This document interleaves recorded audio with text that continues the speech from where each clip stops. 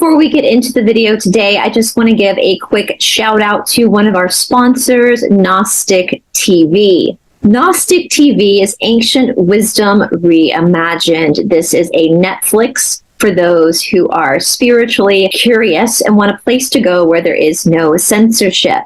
I personally am doing a whole series on Gnostic TV called the Esoteric Explorer, where I am providing exclusive content to Gnostic. Gnostic TV is a host to all sorts of different content creators, many of whom are your old favorites. If you would like to check out Gnostic TV, there is a link down in the description box below.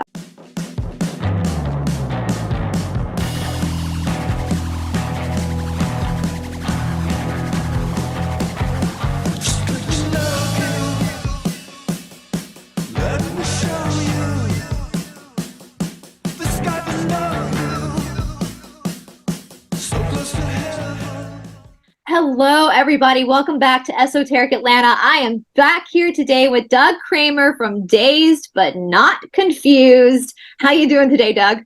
Good, Brice. Thanks for having me on again. Looking forward to this. Of course. We were just chatting off camera, you guys, and I thank you guys so much for all the positive feedback. I knew there was a reason why I wanted to get Doug on my channel. I know you've been such a refreshing voice of reason for a lot of people that I have on my channel, especially. They've really enjoyed all the hard work that you've done in your own research and deconstructing from your own experience. And sometimes I know those go hand in hand. But speaking of that, Doug, we were going to kind of talk about today kind of a hodgepodge of things, but starting with like controlled opposition. And I know there's a lot going on in the Scientology world this week and the trauma that comes from being in a high controlled situation and how that can play itself out. So just to kind of get started, Doug, I'm going to let you kind of kick this conversation off with what you want to say about any of this, or where you want to go with this. Sure. We actually just covered it on the channel. We have a weekly Q&A on Sunday night, Brice, where, I knew that was going to come up. So we covered a lot of it in there, and maybe I could give you the video to link it in the description box if you feel like it. People really want the deep dive, but I don't want to hit your audience with a bunch of names in this community that they won't know. Right. But the gist of it to start out with, and then we'll see where it goes, is that so we were in lockdown in when did that start? 2020. Like March 2020, right? I think it was March 20th, 2020, something like that. And then a couple months later, just because we were locked down, I just spontaneously started talking out.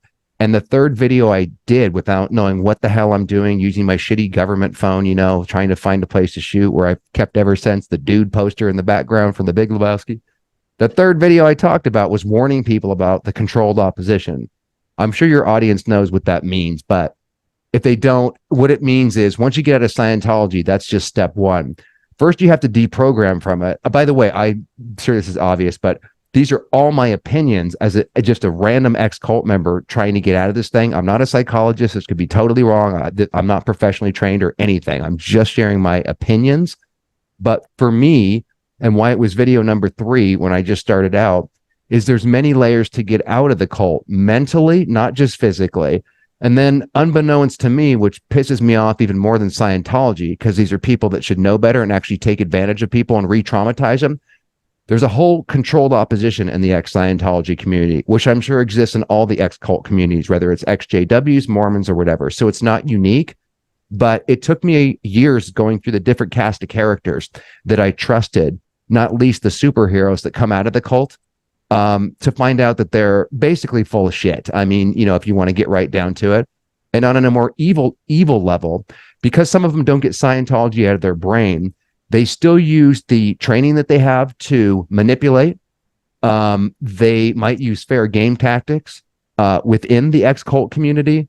They take what they learned often, and short of decompression, they carry it over into the ex-Scientology community, where they can even hide more like a snake in the grass. Because if you're out of the cult, you must be good, and you couldn't possibly be still a Scientologist in your mind. So the third video was about, I called it the Goonies, and it's about these idiots, these mean people that hornswoggled you back into the cult. Often they still practice Scientology. They're called indie Scientologists.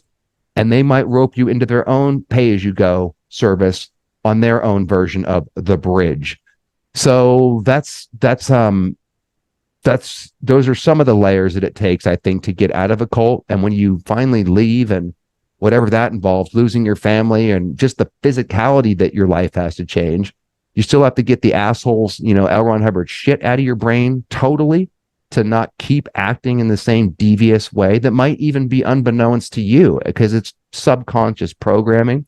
So just to get that shit to come out, to find out what your programming is, let alone surviving all the superstars in the X community, it's a fucking challenge, man. And so many people never get out of Scientology, not least because of getting caught up in seemingly good people that are actually there to control them as well, because they haven't healed, in my opinion. Yeah, we were talking off camera, Doug, because I know you've mentioned a lot of your videos that you're kind of on the fringes, and I kind of feel that way. Mm-hmm. I was telling you off camera that myself, a few other people that I become really good friends with, that we met on YouTube and been filming together for years now, kind of found ourselves in like the truther community, which in my opinion is also a cult at this point. And I've spoken up a lot about, I started noticing controlled opposition within the truther community as well. And I started speaking up about it because things weren't making sense. And it was like, how dare you question this person? How dare you question this theory? When in reality, it seems like even in my situation with the truthers, they were acting even more violent and even more brainwashed than the quote unquote normies that they claim they don't want to be like.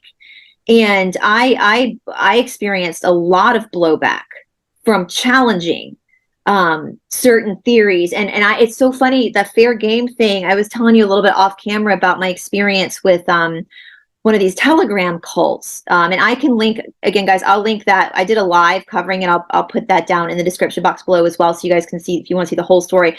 But at the end of the day, I stopped filming or doing shows with these people because the guy had done some shady stuff. And because I did that, they created a total smear campaign on me. I mean, almost cost me my life. My literal life was put into danger. And so these tactics, and I said, this is a lot like fair gaming from Scientology. It's complete lies made up to try to, because I basically, and I wasn't even going to say anything about me leaving the show. I was just going to leave it. And I was forced to then say something because of the danger my life was put in. And thank God the police are working with me. I am working with a detective to hopefully get charges through on some criminal behavior that's happened. But this is very real, Doug. I mean, it doesn't just come from like these big quote unquote cults we see out there, but it's coming from like, this stuff is everywhere, the controlled opposition in every community, isn't it? I mean, I haven't been in them, but I would imagine, I know it's not unique to Scientology. And if you had an ex-JW and you had an ex-Mormon on here as an example, if they weren't part of the controlled opposition themselves, right, and they kind of walked the whole path out, to me, there's a path into the cult, and it depends on elements that are unique to the individual. Is your family in it? Did you get friends into it? Were you born into it? Did you get into it when you were later? So you have some life experience to fall back on, etc. Right. But I betcha it exists not just in the X community, but in general. Like if you want to put it on the world stage, Brice, and what you're talking about, you got the official narrative where it's, take night vaccines and don't question. And then you've got Q on the other side of that, which is created by the very nefarious fucks so that you'll fall into that. The best way to lead the opposition, of course, is to control it, right? The famous phrase. Absolutely. So you're going to create something like Q, like Scientology, to lead people in with seeming truths, and there is some truth in there, to then lead them into a cul-de-sac and trap them. And that reminds me kind of that video that you did, which was awesome, about the Twin Flames universe, where they, like Scientology, they take some concept or basic kernel of truth that could be true, and then because you don't like the alternative, that's bad. And then before it's like polarities, right? So before you know it, you're in another trap that might even be worse than just listening to officialdom. Exactly. Exactly. Right? Yeah, it's wild. And I'm actually, I was telling you, Doug, off camera, I had a lot of people requesting you do a review of the Twin Flame cult, the docuseries that came out. Would And love so, to do that with no you. spoiler, we're gonna bring them back on, guys. I can't wait for that one because I find that fascinating, and it's an easy scam to break down more complex things too. It's And just such a sick scam. and it's such a good example because it is, as my boyfriend said, like it's an easy grift. Like Totally. everybody has been at this point where they've been heartbroken over a relationship and they want to find meaning. And that just shows you guys, all these people walk around and say, oh, I could never get in a cult. I could never get Yes, you can. Absolutely, you can. You get to a vulnerable place in your life and you're trying to find meaning and you're trying to ease that pain. You can very easily get sucked into a cult. These were very, with most cases, I find a lot of, it's what's shocking to me, Doug, is, well, not shocking, but interesting is with all of you guys who are ex-Scientologists who didn't really have a traditional quote unquote education because you were with Scientology, I find you guys to be some of the most intelligent, the way you speak, the way you articulate, super, super intelligent. And that's the thing about cults, guys, is they don't want dumbasses. Cults don't want dumbasses. They want people that are going to make them look good. True. Highly intelligent people that are going to speak well and make them look good, right? And tyrants that will work up the ranks, that I think they need all kinds. And again, I'm no expert. I got hooked because I was a dreamer. And like I told you, I popped out of the womb and said, officialdom can kiss my ass. I'm not going to work the 9-to-5er like my parents. The society, even as a kid, I was already outside of the box because I'm like, this is not for me, man. And I'm going to die if I actually have to just live this ever repeating life and do the same damn thing every day, which is what you look forward to when you grow up. I don't know. I was already a weird kid, but I didn't sort it. I thought I was bad and I'm just weird and a freak or whatever. But when I got older, I kind of leaned into that. But Brice, can you bring me back to the question before I start rambling off of track? we were just talking about controlled opposition and smart people getting pulled in to make the okay, yeah, and like manipulation and all that kind of stuff. Yeah, I don't know. So I think it's many different types of people. It just depends. I was the dreamer, so they were able to suck me in that way. And then also it is, I have noticed that, whether it's Aaron Smith Levin or Mike Rinder or anybody, they're pretty fucking sharp people, man. Yeah. Part of that, Brice, I think, is because we look up every goddamn word in their mother. I mean, to pass these courses, even though they're brainwashing, they're not giving you real skills. They have a watered down version and fake, dangerous version of how to spot sociopaths. It's called the PTS SP course. That stands for potential trouble source / suppressive person. I'm not going to bother your audience with the nomenclature, but just to use that as an example, you're already set into a new reality just by learning what the hell those words said that I just mean. Right. And then you add that to a watered down version. In other words, the PTSSP course is a watered down version of how to spot sociopaths in your life, but it's reframed in Scientology where those are also people that try to wake you up out of the spell, say anything negative about Hubbard or Scientology, etc. Right? So to pass these courses, though, they're really long. You have to stare at a wall of items and memorize them and do drills within an inch of your life where you can't get one thing wrong. To repeat it back, everything's checked out. You have to make sure that once you read X amount of bulletins, you get what's called a star rate checkout, where somebody comes, grabs any random word and says, what's the definition of this? It can be anything from the to some hard word. You have to know words within an inch of your life. When you get to the professional courses and the auditing, they're almost impossible to pass. It's really challenging. So I think a carryover, even though I had to get this guy's shit out of my brain, and I don't think you need a cult to become, quote, intelligent, there was a carryover. And the Sea Org members, those are the people that sign metaphoric billion-year contracts and work for the organization. They don't really do much of Scientology. They deliver it, generally speaking. But even they are up all night. They're drilled within an inch of their life. They have to be perfect.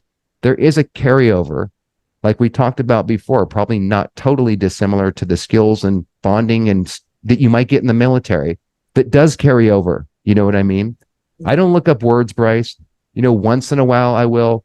That took a long time to get rid of. There's none of these obsessive shit that I had in Scientology, but because I was trained within an inch of my life to communicate properly, to look up words, etc., there is a left brain carryover of trying to of lining up things in my, I definitely think differently because of the experience of Scientology, but not because of Scientology, if that makes You sense. already had that ability within you. Scientology. Yeah, I guess you could say it was brought out. Yeah, Right. that's a great You way of already putting had it. the intelligence level to do that. It was just you were forced to pull it out of you and your DNA and your brain from, to be, That's a good way of looking at it. You know what's interesting, Doug? In the spiritual world, a lot of people, and I say this a lot because there's a lot of like quacks out there on YouTube that are leading people down a really dark and dangerous road with spirituality too.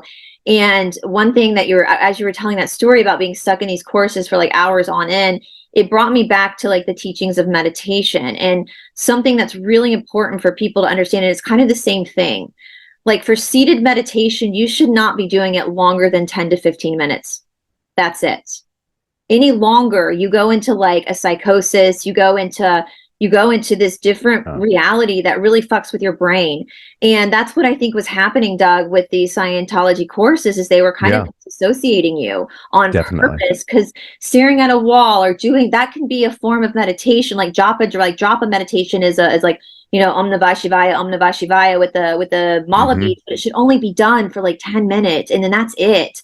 And any teacher in India will say, no more, do not do that. It's too dangerous. Do 10 minutes, that's it. And then you go back to your life. Then you go back to making your kids dinner and cleaning and doing your job. And you go back to after, it's just a reset. You're not supposed to.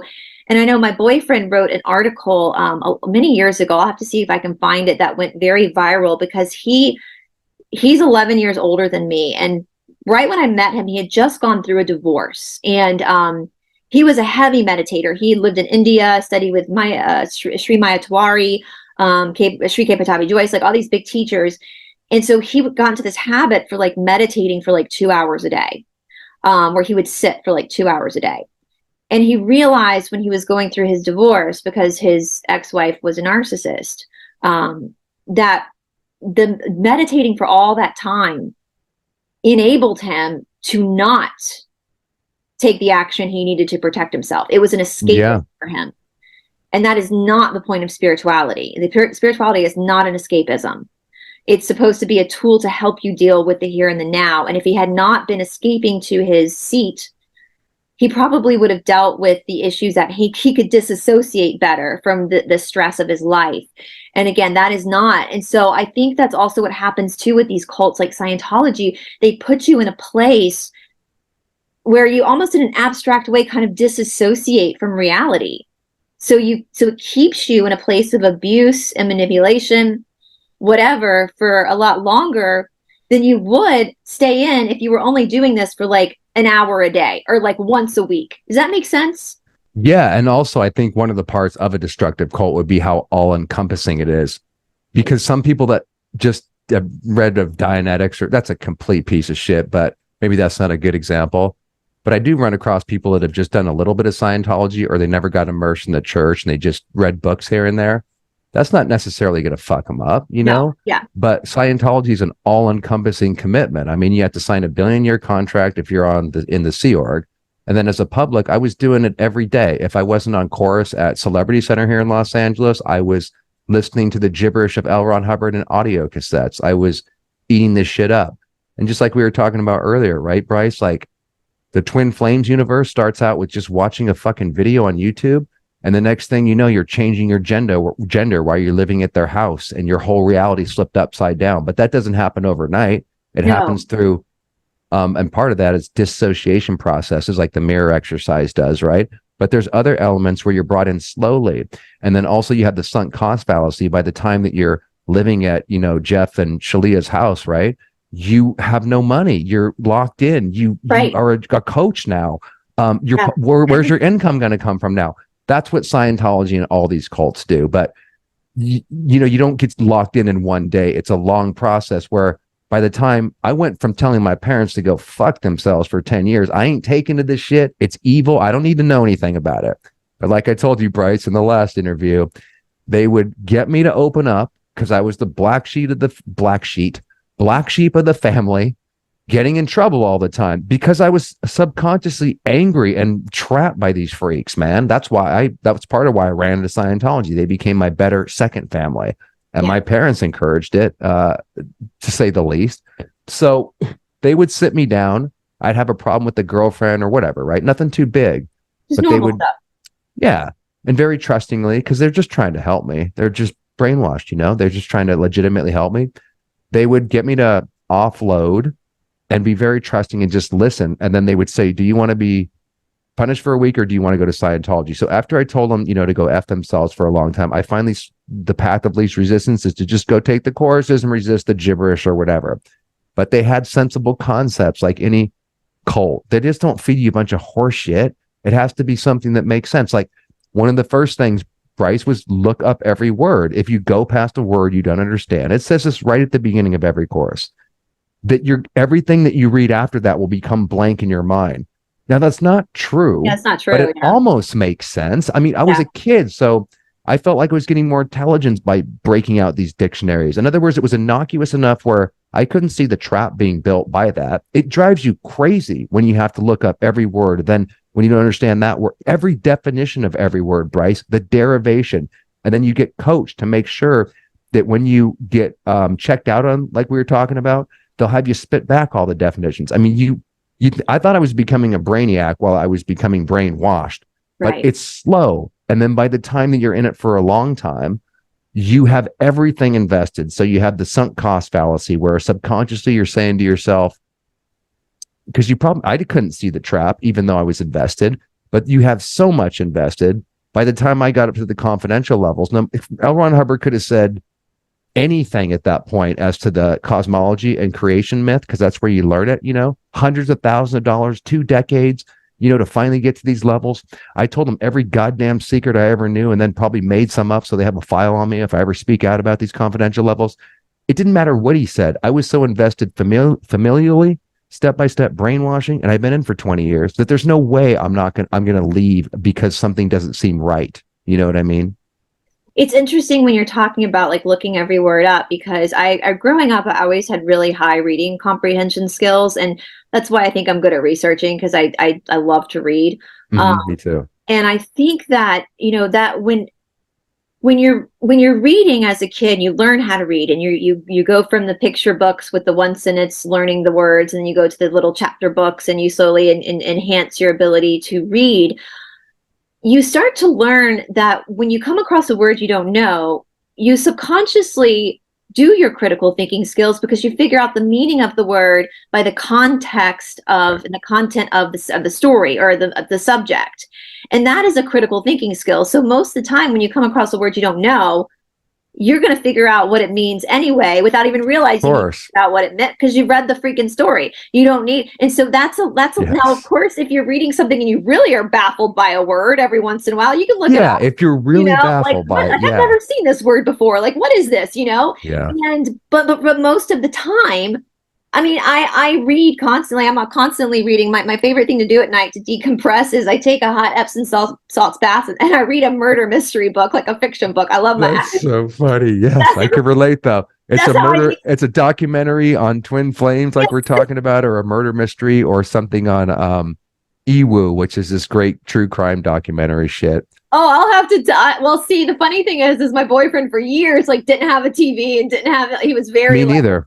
Well, and now that he met me, and he's discovered Dateline and yeah, there's some. That's funny. There's some good shit on there, man. And what can I ask you a question, Brice? What do you think?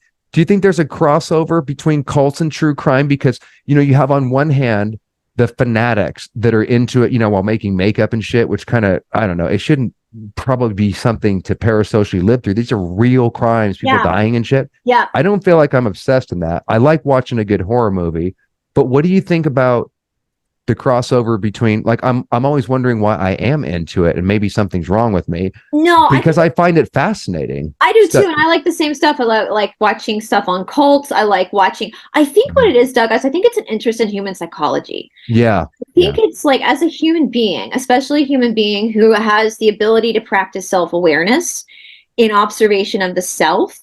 I think you're always questioning limitations, and I know when I was in college, I remember studying this concept of psychology where every single human being on this planet is capable of murder, but not in the same context.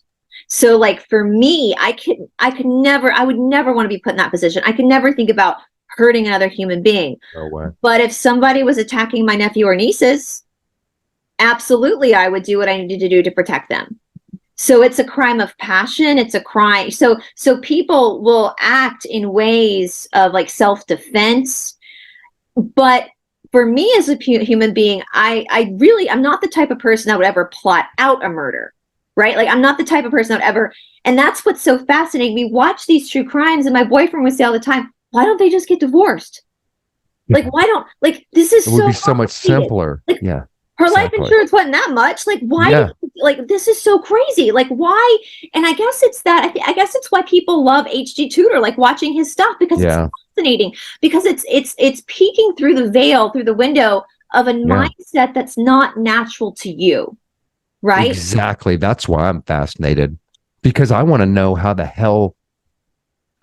Not knowing how Hubbard's mind worked and people like HG Tudor, that's what got me into all this trouble. So I don't approve of it, but God damn it, I think it's important to know, because I don't want to be captured by these freaks again. Right. You know, it terrified the shit out of me. Once is enough. So now I'm fascinated. That's not even the right word. I'm fascinated. I was going to say I'm fascinated by the dark side. I'm fascinated by the psychology for protection. And because I got in that world, it is fucking fascinating, because I can't even begin to think like HG and a consciousless person thinks, but God damn it, they're out there. A lot of them run our world. I need to know and get inside their mind for many reasons. And maybe a part of it's just they are entertaining. I hate to say that, but it's so foreign to most people that there probably is a natural fascination there that. Well, it's just this, like, I've said so many times, like, the controllers of the world, like, I can hardly control my dog on a leash. Yeah, and they want to control the world, man. I don't care what my neighbor's doing. Like, as long, and I'm literally in my life, I'm a very live and let live person. Like, as long as you're not hurting anybody, if you want to run around your backyard naked worshiping fairies, sounds like fun. Like, as long as you're not hurting people, I don't care what you're doing. I really don't care. And so when I think about people who try so much to use other people, but then it's like, Doug, it's like whenever you get out of a narcissistically abusive relationship, people all of a sudden become fascinated by narcissists because they're trying to understand what happened to them. Like, what happened to them? And that's the same thing that happened to me after my years. And then realizing for me, like, I believe that I grew up in what's called a narcissistic system. And that's a new concept to me at this point. And I grew up in a very affluent society. I went to a very elite private school, one of the top 10 private boarding schools in the nation. There was a lot of abuse going on there. I feel like I have a lot of trauma. At 40 years old still, I have nightmares about that school. Even though I've already been through college and been through school in India, I still have repeated nightmares about that place. I feel like the town that I grew up in was a very wealthy town. I think there was a narcissistic system there as well. I grew up with pressure. The Brices, my first name is my mom's maiden name, and in South Carolina, the Brices are a really big family. The Williams-Brice Stadium at the University of South Carolina, that's my family. My grandmother's first cousin was Strom Thurmond, a senator. There was a lot of pressure and a lot of, and even in saying this, Doug, like, I look back at I do a lot of reflecting on my child. I think we all do. I think all of us that go through trauma reflect on our childhood a lot to try to figure out what happened. Yeah. And I always, it's like a true crime scene in itself, right? Go back to this, like where did things go wrong? Exactly. Totally. Flip. And it was actually HG that really made me realize that in my household growing up, there was dysregulation. And I was the scapegoat child. My sister was the golden child. I think I was a lot like you, Doug. I remember being in middle school, and I have this vivid memory of my mother picking me up and getting in the back seat and having this vivid, visceral, in the society that I grew up in, women go to college and get a college degree, but they don't work. It's so that they can have intelligent conversation with their husbands' business partners, right? That's kind of the society, right? Wow. So I remember sitting in the car with my backpack and like looking at my mom and having this like, what do you do all day? Like this thought in my head, like, what does my mom do all day? And just, I didn't want that life. Like, I remember just having this like almost depression. Like, I don't want this. I don't want this life. Like, I don't want, it's the same as you, Doug. Like that way, I don't want to do the same thing every single day, right? I don't want to do this. And so I think it's, and I always say I have a lot of empathy for the boys that I grew up with, my childhood guy friends, because, even though my memories of them are them with Ninja Turtle shoes on and light up sneakers and, the innocence, but I think about the pressure that they had as being men, growing into men in this society where they had the pressure of supporting a family, of, so it's everywhere, these systems. And when you're not comfortable with that, you do feel like you're the empathetic one as well. You do feel like you feel that dysregulation. You do feel like everything's your fault. You do feel like you're wrong. And there's a lot of healing that has to come from that in of itself, that you're not wrong. You're not a bad person. You're just not, that's just not your dharma. That's not your path in life. Yeah. And so it's, anyway, I think that with understanding the way these things work, from a more analytical perspective, like being able to observe it, you start to understand that there's nothing wrong with you, that you just fell victim to something that wasn't natural to you. Right. And so it was and that was your way of surviving. You told this story that was, I loved it, Doug. I think you told it with HD Tudor, one of the episodes you did with him, about how when you really got sucked in, you had been living with this guy and you'd smoked some pot. And so, and HD Tudor really summed up in a very simple, but aha way as to why you succumbed to Scientology at the point. Do you want to because it was so like, oh my God, that makes so much sense when he said it, Well, he's brilliant when it comes to breaking that shit down. I mean, some of the things I've told him, we did a whole 4-part series on I Explain Scientology and he breaks it down. I don't remember exactly what he said about that part, Brice, but I know what you're talking about. And I wish I could remember. It's on one of the interviews. You had gotten kicked out of this guy's house because you smoked pot, which, I mean, at this point, it's like, that's laughable. And you didn't want to let your parents down or something. So you it was like a survival mechanism for you because you didn't want to let somebody down. Right. Exactly what he said in a nutshell. And it had to do with, one, the reefer madness societal indoctrination about how bad weed was when you're growing up. You're going to kill your brain cells and you're going to throw yourself out the window. And then there was the Scientology indoctrination, which is extreme anti-pot and drugs in general. And then there was my parents' own thing where I don't even think they've done anything outside the system ever. So I just thought it was evil. And then I started smoking it when I got in a band around 19 or 20, when I was out of high school, in a transitional phase when a lot of people can fall into cults. Yep. And I was living in an apartment in Ventura, California. I moved out. And I was living with this old guy who was like a massive chain smoker. And he said, you can smoke in here, but don't smoke weed or bring any drugs. I was like, yeah, no problem. So I got caught a few months into that. And I had a decision to make where, I could lie to my parents. It'd be easy. I've done it a million times. But something told me I need to get right with my parents. I need to, as they say in Scientology, get my ethics in.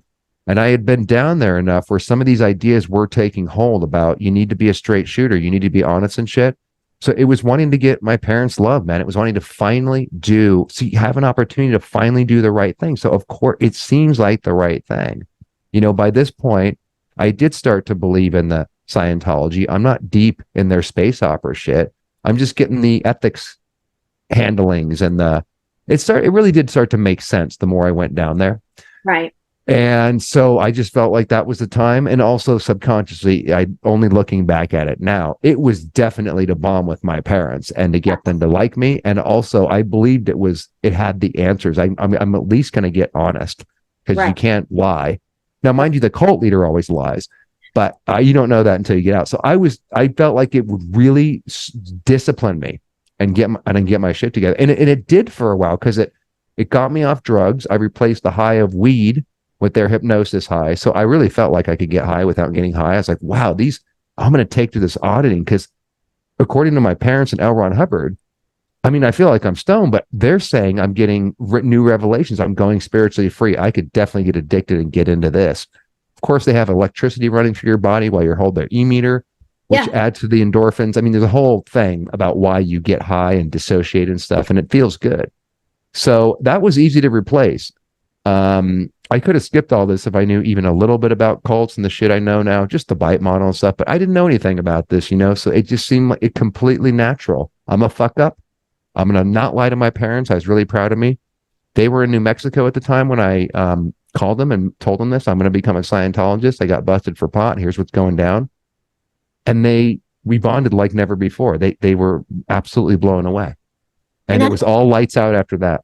isn't that this thing though? I think we're always looking, we're all, and that's one thing I was telling you off camera, like one thing my trauma therapist, kind of a revelation to me, is we are always all still that little boy and that little girl that Yeah. are looking for love from the two Totally. people that are supposed to love us unconditionally. And that's one thing H.G. Tudor had said that kind of reiterated what my therapist had said when he talked about regulated parents and dysregulated parents. And that explains why there's lots of kids who grow up in with very wealthy parents and very privileged societies that are messed up because their parents weren't regulated. But you can have kids that come from really poverty-stricken areas, but they had regulated parents, and so they're strong, healthy adults because they had that nurture and that security as a child. And when you don't have a dysregulated home life as a child, you are constantly on shaky grounds. You are constantly, I mean, the first time I started having night terrors, which for people who don't know what that is, it's like sleepwalking, but in a nightmare where you get out of the bed and run. And so Wow. that started for me when I was 14 years old. I was in the 8th grade. I started having night terrors. And I remember it, my mother would like get me out of the garage, and you know, and of course for the 80s and 90s babies that are watching, therapy wasn't a big thing back then. You didn't go to therapy, right? And you know, my parents probably should have figured out what was going on, but I'll just be very vulnerable, open and vulnerable, since, you know, I when I was in high school, I had 2 situations with a doctor. Once, and there's a name for this, and forgive me guys, I can't remember what the medical name for it is, but it's for girls when your uterus falls out. That happened to me when I was in high school and I was running cross country, and they had to go and push it back in. And usually it's a sign of extreme sexual assault for children. And I have no, like, I don't have a lot of memories of high school. I had another incident with a pediatrician where she believed that I was experiencing sexual assault, and my mother was in the room with me, and my mother completely shut it down and wouldn't talk about it. But I was physically showing signs of that. And I will tell you guys, like in high school, I when I moved back to Atlanta from LA, I met up with an old high school friend, that a guy I used to be really good friends with. And we were getting a drink, and he was like, you remember that trip we took in high school? And I was like, no, you're wrong. I don't have any memory of this. I swear you're thinking of the wrong person. Well, the next weekend we met up again, and he had gone and found a box of pictures. You know, back in the day, kids who are watching, we didn't have cell phones. You had to actually take a picture and get it developed. And there I was on this trip, and I have no memory, like no memory of it whatsoever. And that was in my 20s. So I started to realize at that point that there was something that had gone on, some abuse that had gone on in my child that was beyond. I still to this day have night terrors. I have to, my boyfriend is aware of it, so he's had to put me back in bed before. When I'm by myself, I have to lock my bedroom door at night so I don't leave the house. And that is a sign of CPTSD, which is complex post-traumatic stress disorder. And EMDR really helped me a lot, but this stuff, guys, and I still don't have any like clear memories of the details of what happened to me. But the thing is too, Doug, like when you think about that with trauma, when there's so much underlying abuse that's happening, and your parents, like I've had to come to accept as an adult that I was not protected. And and I know if my mother's watching, that's probably going to crush her to hear that. And I do understand that for like my mother, it was traumatic for her too. And all she needed to do, if she just shut down and ignored it, then it would go, you know, she was doing the best she could too. But one of the hardest traumas for someone to process is betrayal trauma. And one of the worst types of betrayal trauma is with your parents. Mm-hmm. That is worse than any girlfriend, boyfriend, sibling, is your parents. And what it sounds like, I'm not trying to like put words in your mouth, Doug, or anything, but it sounds like with the Scientology, it was like your parent, well, and they did, right? They betrayed you for Scientology. And that's hard to process. That is a really hard thing to process as a child. Because no matter 40, 50, 60, you're still that little boy. And those are still your parents, right? And I had to go through all those little boy traumas, and I had to do so much work, Brice, that I had to kill them off of my head a long time ago. And I have to accept that I have to get away from these people, because it is a trip and I think that they really do love me. and they really were trying to help me, but they have their own trauma. And my mom was manipulative. I always hate saying that because we're communicating finally for the first time in God knows how many years. And she's changed because, now mind you, I always know who she is, but she's getting older and I just want to spend some time with her, and there's an opportunity to do so. So it is different. Yeah, it's my mom, man. And I know she loves me. It's strange. But I mean, it was so, like you said, those are the people that you most trust. So they violated that and could never admit that or even consciously come to terms with that. And it's really not their fault in many ways. Sounds like I'm protecting my parents, but they were brainwashed, man. And my dad escaped to Scientology because he couldn't communicate very well. And my mom had her own trauma that caused her to need to control. So when you don't know anything about narcissistic systems like you're talking about, when you have no information except schooling and the gibberish that Hubbard was putting into me via my parents, I didn't have any reference for what I was experiencing. So I knew I was bad. I knew I was different. And I knew I was the fuck up. And so I would also play that out more because I know who I am. So when I got out of all this shit and started to understand, not least with HG's work and other people on narcissism before I ran across that guy's shit, he just happened to pound home and really hammer home some ideas. Straight to the point, doesn't he? He just goes to it. Yeah. Plus he's funny and shit, and it's just ridiculous. He's so funny. But I mean, it did really penetrate after studying a lot of books. I already got the gist of it, but one of the things he said was, once you know, you go. And then I also asked him about how do you break this tie with your parents? It's impossible. I mean, you have to do like lifetimes of healing to really sever that. And he said one thing where, it's not your mom. Stop calling him your mom or your dad. These are the qualifications of a mom. They do this. Parents will do this, that. And then he just listed it out. He uses logic because he doesn't have a lot of emotions, except for hatred, jealousy, etc. His logic brain is kind of in overdrive. So what he tells people like me and you and empaths, right? People that can feel or whatever, which is the majority of people. It's our emotional thinking, right? That gets us to go back to justify the abuser, on and on.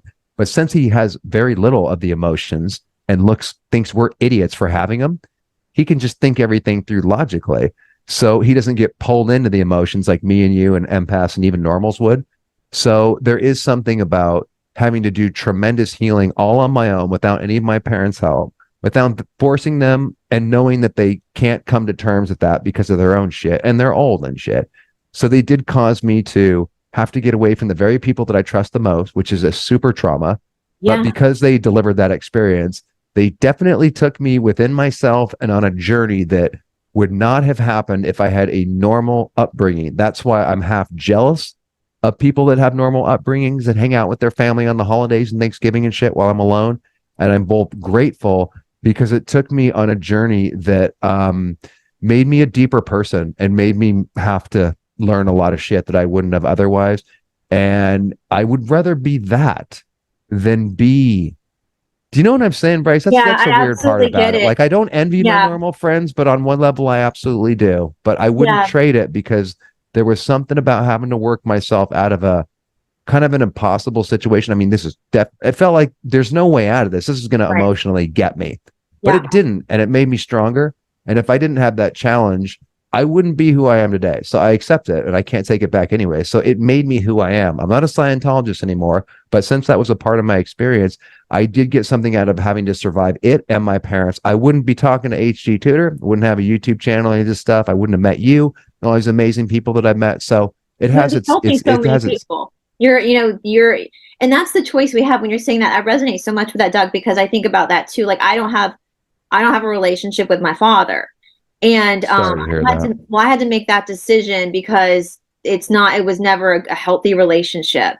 And for a girl, I was always envious of women who had like a daddy, women my age who are 40 who still refer to their dad as daddy, and I was always jealous of that relationship.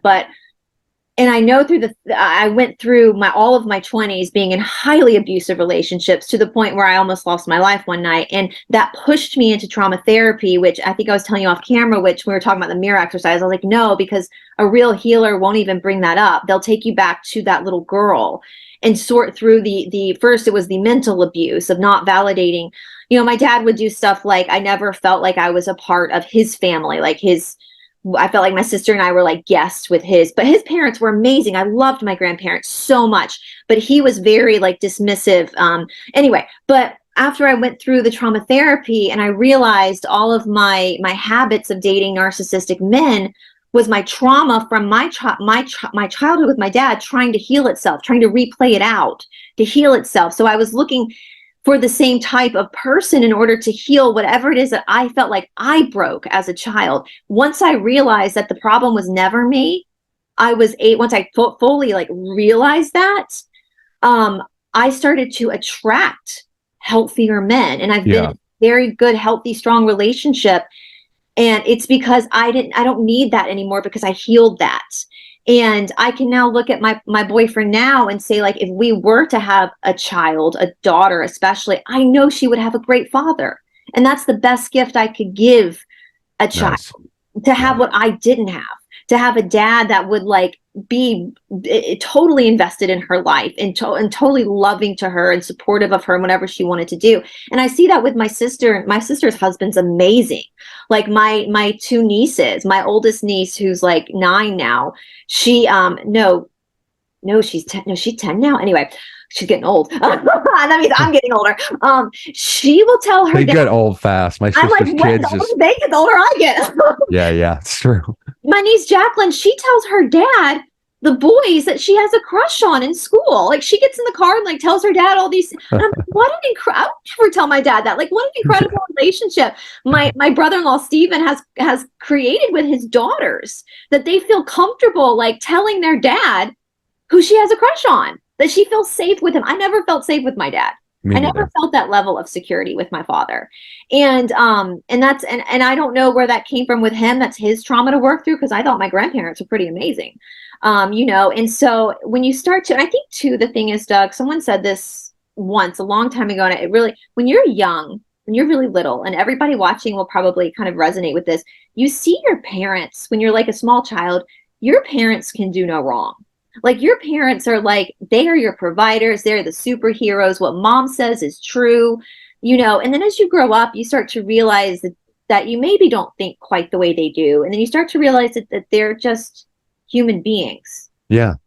And they're just like us, and they stopped. And I mean, my mom and dad were like 26 when I was born. And I know that was common in those days, but to me, that's so young. To 26, like, that's so young to have a child that you're responsible for. Right.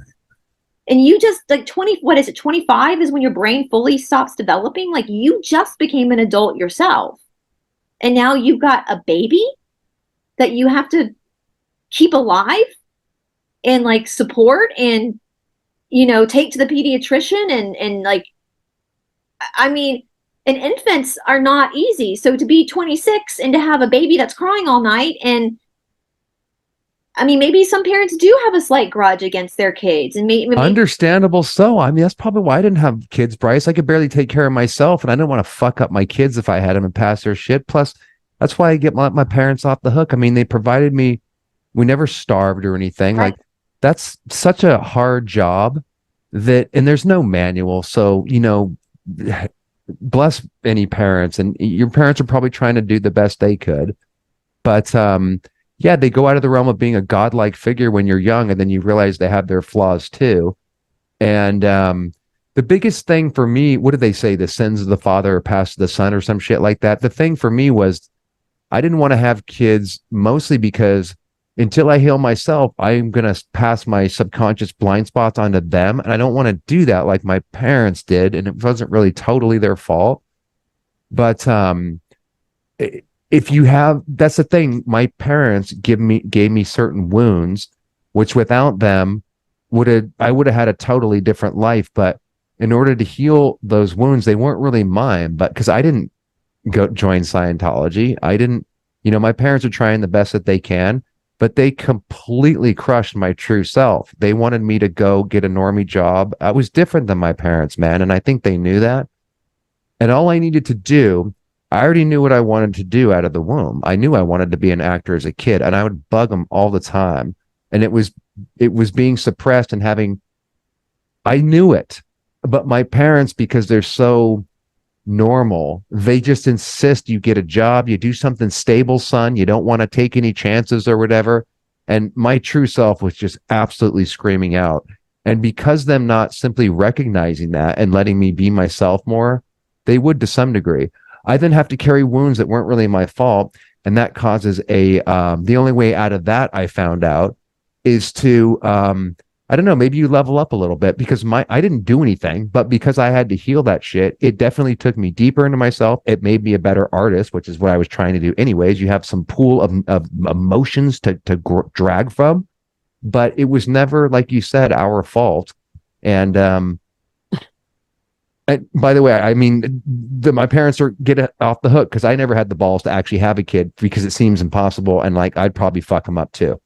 Well, I haven't. I go through this off and on because I always wanted to have a child, but my life has just, and you're right, without all the stuff I experienced and not wanting, well, first of all, not wanting the life that they all led, but then experiencing the trauma, which makes you start to question yourself. You start to go in like, I think most people watching, I think we've all gone through depression, anxiety, where you're questioning the meaning of life and all these things. And that's what led me to traveling the world. At 40, I've been around the world multiple times, lived in multiple countries, studied at one of the most intense schools in India. And that was all because I wanted to know why we're here. What is the point of suffering? What is the point of pain? And what you're saying, Doug, is so beautiful, because that is basically what a lot of the old texts say. My original teacher here in the United States, who was the teacher that got me into the school in India, he would tell the story where he would be in conference with Guruji and be like, and by the way, guys, if someone calls themselves Guru or Guruji, don't go to them. It should be a name that the students give the teacher. That's another red flag for a cult. It should be a pet name that the students give the teacher that the teacher doesn't give himself. All right. So he would say, Guruji, David would say, I asked Guruji once in conference, is this pain? Is this suffering necessary? Is the pain necessary? And he said, Guruji looked at me and goes, yes, because pain is real. Pain is real. And when my teacher, I'm getting emotional, when David said that in conference before I started going to India, that hit home with me. Because when you're in that point of suffering, of being in that womb, of being in that pain, it's real. And there's nothing that can take you that's a really pinpointed focus of emotion. There's no way to hide that. And for people, it puts you in a vulnerable position, because that's when you can get sucked into a cult. But if you see it from a place of growth, it's the best place to be. It's the friction. I tell, it's like, I use the analogy of a match. If you take a match and you just hold the match by itself, it has everything in it that it needs to light, to create that light. But it can't do it unless it's struck against the matchbook. Yeah. It has to be struck against the matchbook. And that striking is not pleasant.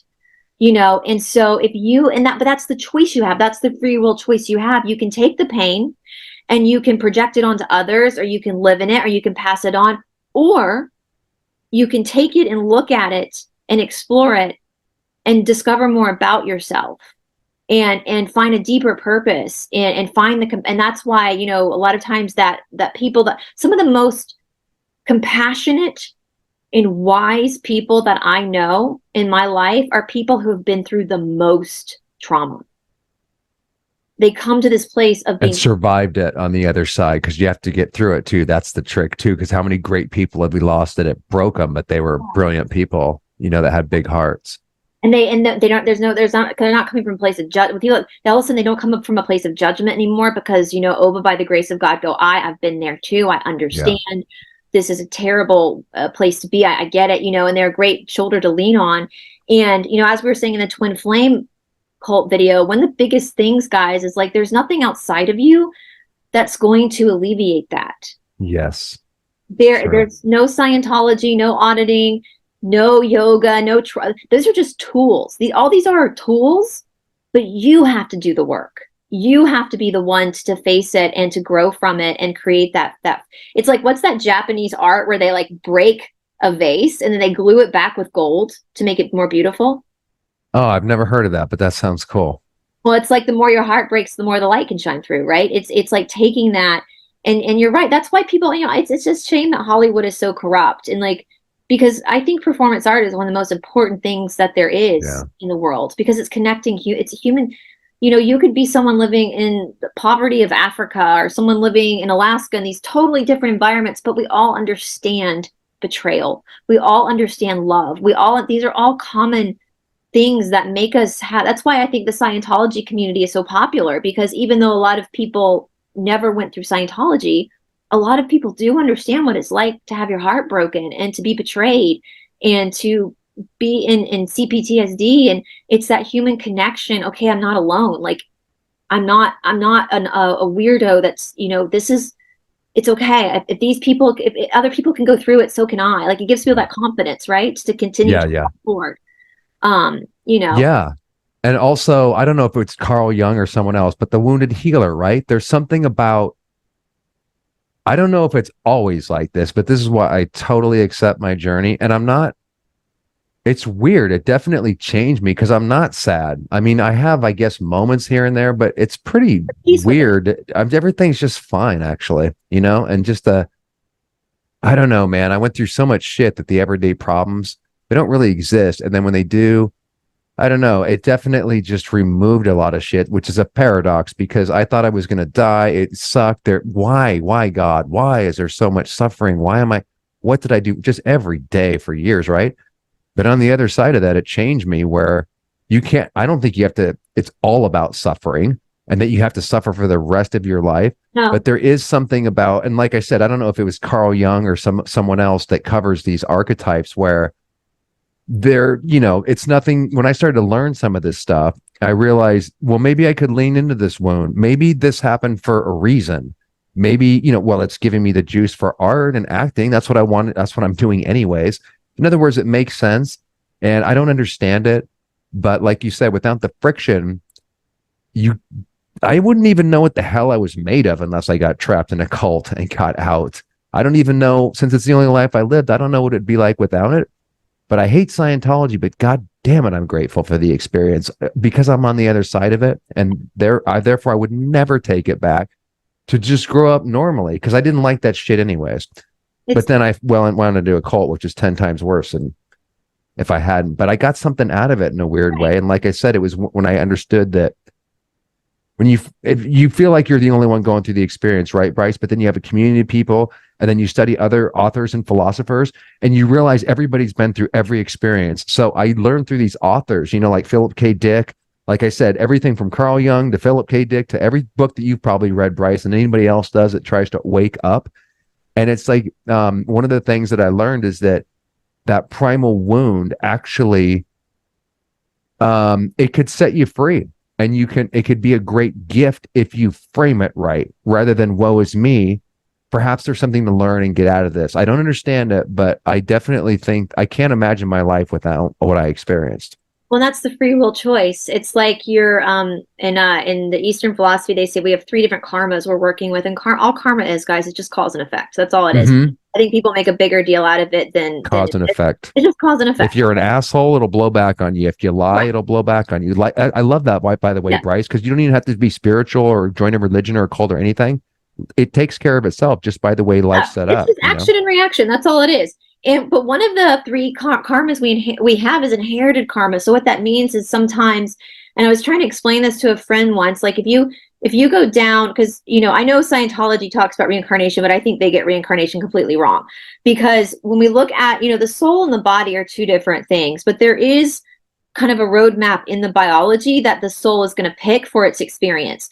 And so like your parents are important for that because they have the DNA that your soul wants for its experience. And so like when not to get graphic or anything, but when a child is created, an egg will drop and then 1 sperm will hit the egg.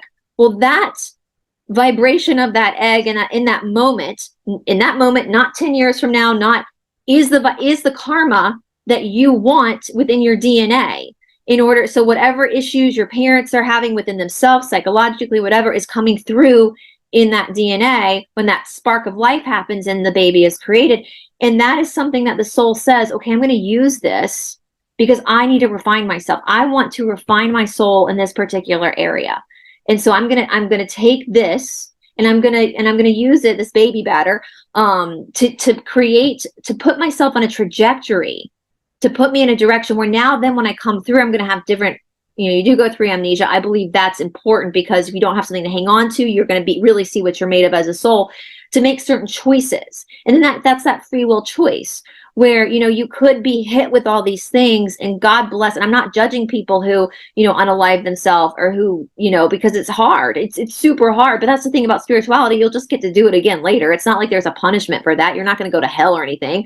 Listen, I think we're in hell right now. I think this is it, right? Even Jesus said in the Bible, heaven and hell is within you. It's here in the moment now.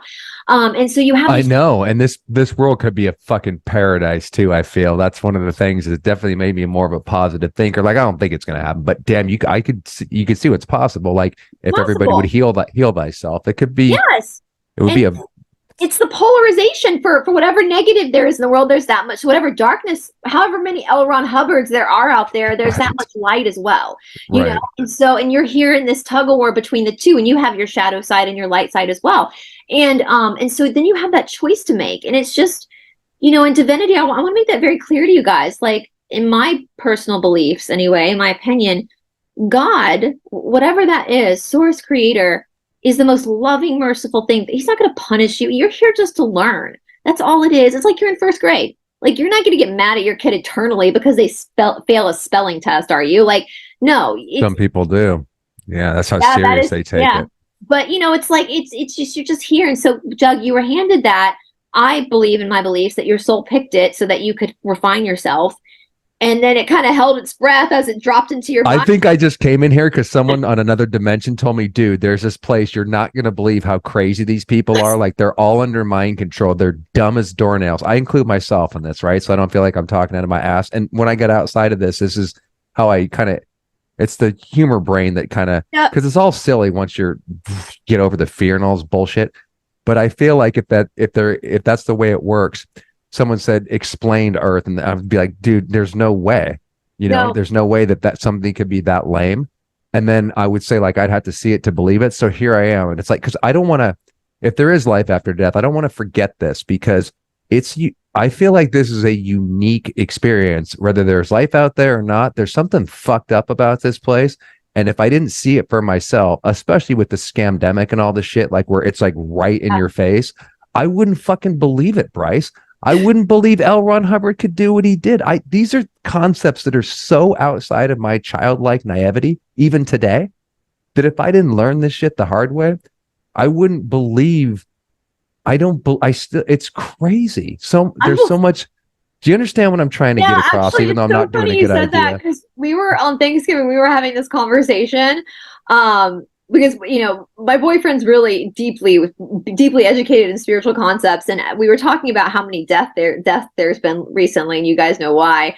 But we were talking about like exiting, like when you exit, and some people will say that there's different points in your life where you can decide it's time to leave if you want. Like, you give your higher self gives yourself that options, and sometimes your higher self will pull you out if it's gotten too much. And we were sitting in the car, and I was like, I just don't understand why. I don't know if this is like, I'm tired. Like, I'm tired of this ride. And he goes, you know what I think it is? It's like when you go to the amusement park and everyone's like, man, you got to try that ride. It's such an adrenaline rush. Like, it's totally freaky, but man, it's such an adrenaline. You just got to try it. He's like, I think that's what Earth is. Like, these spirits like, dude, you got to try that thing. Earth is wild. Like, it's such an adrenaline rush. And so he was like, yeah, cool, we'll try it. I can get down with that, man. I don't have any memories or anything, and I don't need them. I could get down with that. That reminds me of the Bill Hicks, who was the comedian who took a lot of acid and said life is just a ride. It's like a ride in an amusement park. It goes up, down, has twists and shit. But and then he says some of us wake up and they come back and they realize and they tell people it's just a ride. Like, don't take it so seriously. But it's fucking dead serious. This is why I think the world's crazy, Brice. Like, not talking about communism or anything, but let's just a real let's say just a civilization that would be out of our reach, even though it would be probably saying like, so we're on a planet where we have to work and do all this shit just to be here, just to exist and survive. So the basics would be taken care of. So we don't have to dog eat dog everybody. Like, we're all human, so we should be getting along. War has always been like this. I could never, if they were draft Brice, I would have to move to Canada. I'm not going to kill someone that I don't have a problem with, that I could hang out with at a bar. I don't have a problem with someone's skin color. Like, I can't get into all the shit I'm supposed to be mad about, even when I was in Scientology and even as a kid. So it's just like, it all is serious right out of the womb, because your parents are pushing you to get the good grades, and some people have suicided themselves if they don't get the report card. I was just watching just to bring it back to the true crime, I was watching one of the documentaries on one of these big channels, and it was all about the kid's bad grades and how he had to hide shit from his mom, and then sort of led to murder. What I'm saying is, the pressure that's put on you just in grade school by your parents and the state, as if these grades to regurgitate the state's version of all the bullshit you're going to have to get in your head later. It's also serious. And if you don't make the rent, you're starving. Like, it's constant pressure. That's what I'm saying. Like, from the outside looking in, a real world would not operate like this. Like, I think there has to be some kind of deep ass trauma, and it seems like it's getting worse, but then maybe it's a cleansing coming. Who knows?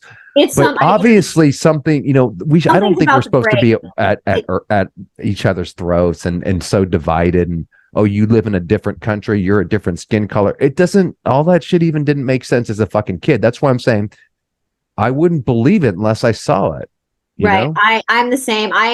And it's so funny. I know that sounds hippy dippy, by the way, but seriously, that's how I feel. As an American, I don't even think the draft's American, because our country is, and people are going to get mad at me for saying that. If you want to join the military, awesome, do it. But that's the point of America, is that you're supposed to be able to do whatever you want that makes you happy. You have the right to pursue happiness. If that's not something that makes you happy, people shouldn't be drafted and forced to do it. That's just my thought on it too. That's why a lot of people freaked out in the 60s and shit, and did move to Canada and stuff, and formed the whole hippie revolution, even though that was a psyop. But, it was a reaction against, fuck no, we're not going to war. Fuck the government. Yeah, it's and I've learned too, that's one thing I will say in this quote unquote great awakening we're in, and we're learning more about the controllers of the world, and it's not us versus us, it's really us versus them. I will say I've seen so many people, so many subscribers that watch, that have become friends, other people I film with in other countries.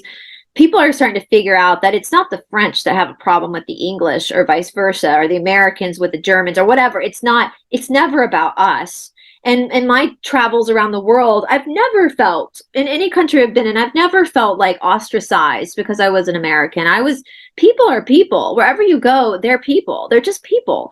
And I think everybody respects that and understands that. And we appreciate each other's cultures, and now it's not even appropriate to appreciate each other's cultures, because they call it cultural appropriation. It's like, no, cultures are meant to be shared. That's why they're called cultures, and it's, and so I think people are starting to figure out that the problem is the controllers, not us, that we, the people of the world, probably would live in pretty good harmony. I mean, there'd probably be little spats here and there, but I think most of the time there would be pretty calmness, because most people don't want to hurt anybody. Most people don't want to see anybody else suffer. They don't want, I think about like children and the impact. Like, Doug, you're not a parent, but if you were walking down the street and you saw a child being attacked, regardless of that kid's skin color, you'd probably jump in instantaneously and try to protect that child. I think most people would, because it's about human love and nature and protection. And I think you're right. And I think that's I know, well, according to the law of one, we're about to go into fourth density, so that's why it's so crazy right now, is it's actually like a birthing process, which and that's the thing about spirituality too, guys. It's like Aristotle had a great quote that said, it's a sign of an intelligent mind when you can entertain an idea without accepting it. Yeah. So, and that kind of goes back to that, can you question things? So like, it's a sign of an intelligent mind when you can read all these different spiritual books, entertain the idea, and just entertain it and observe it. You don't have to accept it, but just kind of entertain it and like observe it. And because that's you being the witness. That's you're here to witness the ride. That's all it is, and witness it. We have these beautiful things called nervous systems that allows us, and in the Emerald Tablets, Thoth, the most amazing thing I read from the Emerald Tablets, where Thoth said, you don't know life without death. So when you're just in soul form, when you're just in your soul without your body, you don't know death. So therefore, you don't know life. And so all those things that you enjoy, the bike rides, the flowers, the great music, the hiking trips. That's part of being alive. And if you don't know death, you can't experience that life. And that was like, when I read that in the Emerald Tablets, I was like, whoa, that's amazing. So enjoy it. Like, even though it's hard and it's, you know, without, if you don't know pain, you don't know joy, right? If you don't know suffering, you don't know love. Like, enjoying, that's why we love art. That's why we love great movies. That's why we love great books. It's because, I think that's why we like true crime, is because it's that, well, trying to understand the psychology, but it's that we value life, you know, and so we value. And so anyway, but yeah, it's and it, I think what you made was really awesome when you said that, you know, you kind of, Scientology is like whatever now. That shows that you're at peace with it. You're at peace with the past. You're at peace with what you went through, and that's because you worked on it. You know, if someone's not at peace with their past, they're going to react to it. Yeah, which kind of brings us back to the controlled opposition that we talked about at the beginning. Like in the X community, one of the main things that I believe that it is the lack of healing and just taking that mentality over and not going through because it's hard to do, Brice. I told you, I mean, it was natural and organic. I didn't have anywhere to go. I lost everything. I wasn't going to compromise and go back to the cult. So I leaned into it. And also I was an actor, so I could use these deep traumas to actually use it to my advantage. But so, and I was in my early 30s, so I could take it, but even then barely. But there was something about, I don't know, man. I think it was my destiny. I've always been a freak since I popped out of the womb. Like my parents were always weird to me. The society was weird to me. And the big revelation is, and I hope this doesn't come across the right way, because it's not arrogance. It's just recognizing the truth. Like, it wasn't me when I was in Scientology. It was the Scientologists in Hubbard. They actually had it wrong, and I was the only one that had it right, or as well as the others that escaped. Yeah. But when you're in a world and it seems like everybody's saying one thing, you couldn't. It must be you. Like you could not possibly say, "Oh, I have it right and they're all wrong." But that's when the penny dropped for me on Scientology. Like in one day, I realized Hubbard he went from my favorite guru or whatever, and I totally trusted him, to, oh, I see he's a liar or whatever. So it just took the I don't know what the hell I'm rambling about. No, do you understand what I'm saying? Though that's a betrayal too, because you thought Hubbard betrayed you in that sense. Because yeah, as well as everybody did at that point, my parents and everything, and I thought I couldn't survive it. But then all of a sudden, would I open up my eyes and question government? Would I have taken the shots? There's so many things that would have happened if I didn't get bonked into opening my eyes, man, and using. You got smacked. Anybody can do this. I mean, it's not like anybody's special or anything. It's just, it felt like a great opportunity, because Brice, I realized that like this was all subconscious. I didn't do any of this. It's like it was all a quote accident. I didn't have the mental power to work myself out of it. I couldn't determine that my friend magically dropping off a stack of cult books and I'm going to read it when I shouldn't have. Like, there was like something else. There you go. Something I definitely know that whether you want to call it the higher self. I hate using the word God because I don't even know what that means. And then people think you're a Bible thumper or whatever. Yeah. I call it intuition just to keep it out of because I don't know. Right. But it was like there was a separate part of me, the observer. Yeah. That knew how to get my ass out of this when I wasn't really doing it myself. The best thing I could do was just follow what felt right and then dive into it thinking, are you like, it was a battle between my programming, societal, and Scientology. That's the rubber band that's always pulling me back. That's the friction, right? That's the yes. But then this true self that was dying to come out since I was a kid, it suddenly became more powerful, where it was like being introduced to this new person. It was like foreign to me. And it was like saying, it's not like voices were talking to me, but I'm putting it in voice form. It's a feeling. It's like this. It's a feeling, and it was undeniable, though. There was no option. I can't go back to the cult, so I have to go with this. But it was almost like someone was saying, it's okay to let go of Scientology. But then I'd say this other part of me, and then he said, it's okay to get high, and it's like that will help your PTSD. Like all these things that I'm like, are you sure? So I would just do these weird things and then just follow. I thought, I got to get back to real life. Why is my life falling apart? This doesn't make any sense. This is so outside of the norms. Are you sure, intuition? I should do that? And it would make me do whatever. It would make me do crazier and crazier things. But then I finally realized after a couple of years that became me now, and the programming was dropping. So it was just the true self, for lack of a better word, who I really am.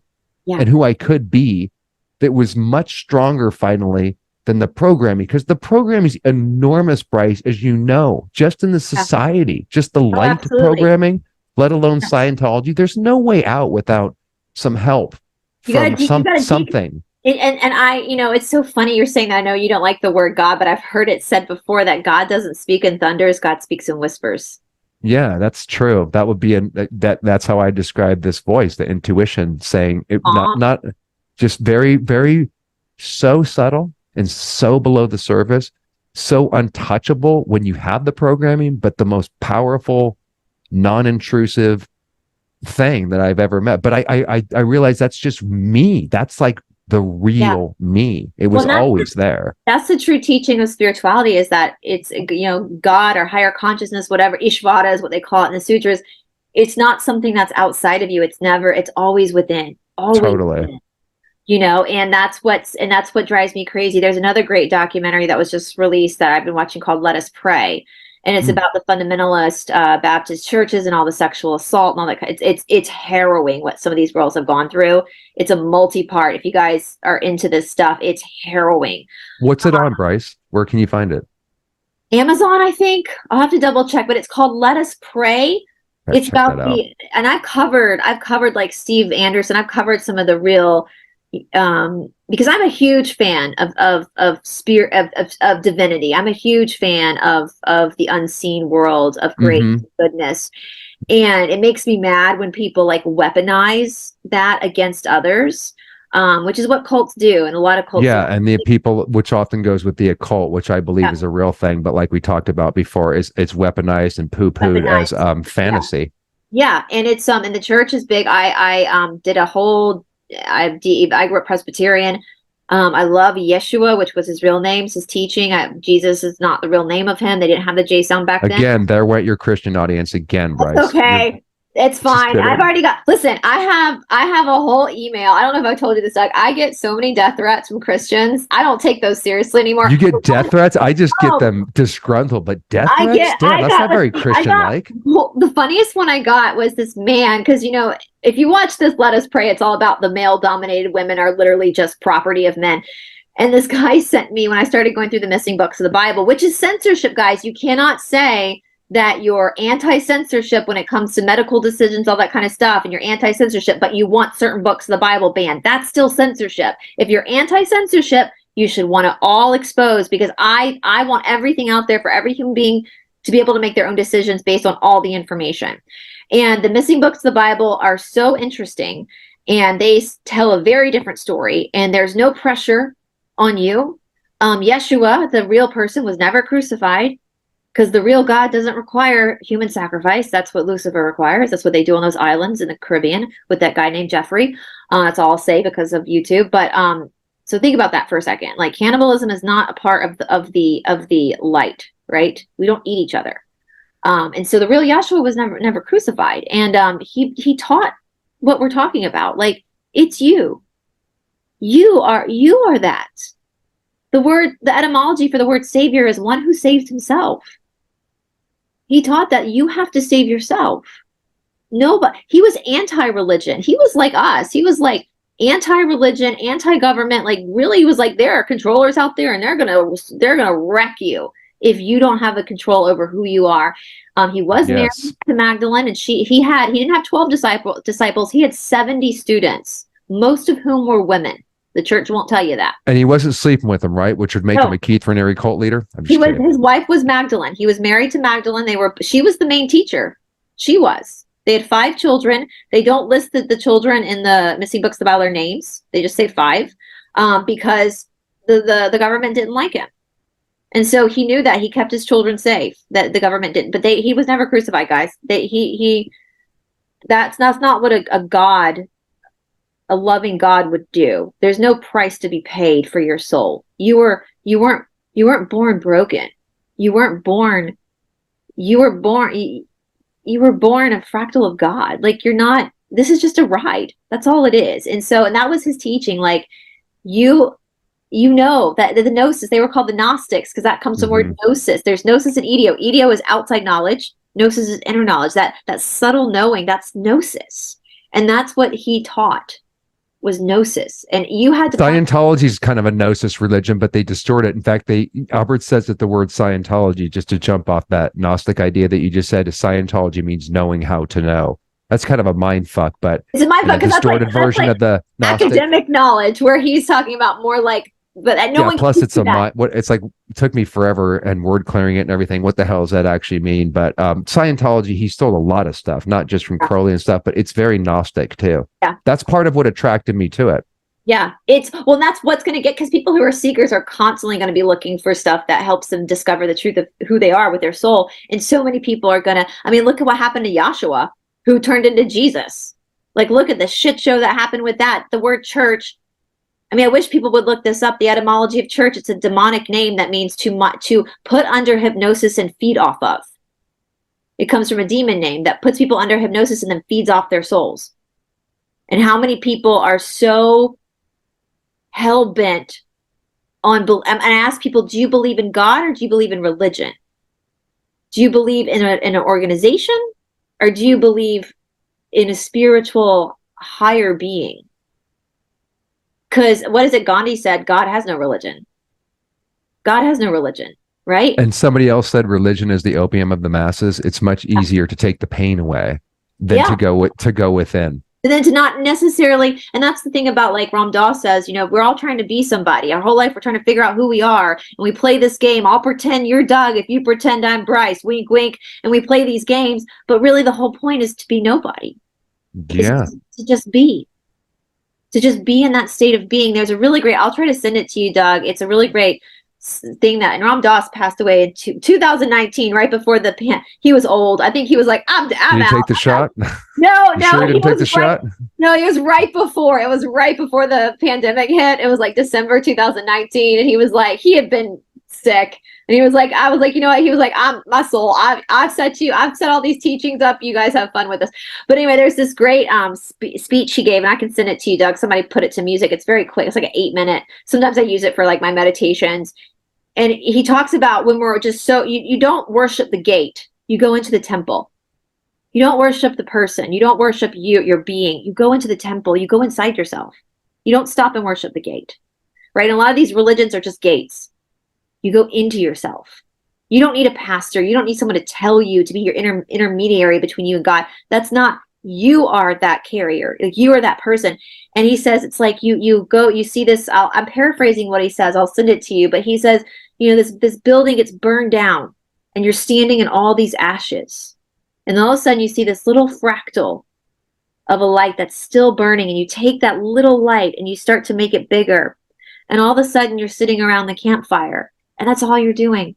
It makes me emotional. That's all you're doing, is you're just sitting around a campfire watching your light, watching that fractal that almost got destroyed by the ashes of people like L. Ron Hubbard or the church or whatever, your abusive partner, where you just become so small. And then all of a sudden something happens, and you dig through those ashes, those ruins, and you find that tiny little light, and you start to nurture that again, and you build that flame that is you again. And then you just watch it, and you see that in others too, and you respect that light in other people as well. And it's beautiful. I'll text it to you once we get off, Doug, because it's really beautiful the way that he talks about it. And it's, it's like the Ramayana. There's this great quote in the Ramayana that Hanuman says, and he goes, when I don't know who I am, I serve you. When I know who I am you.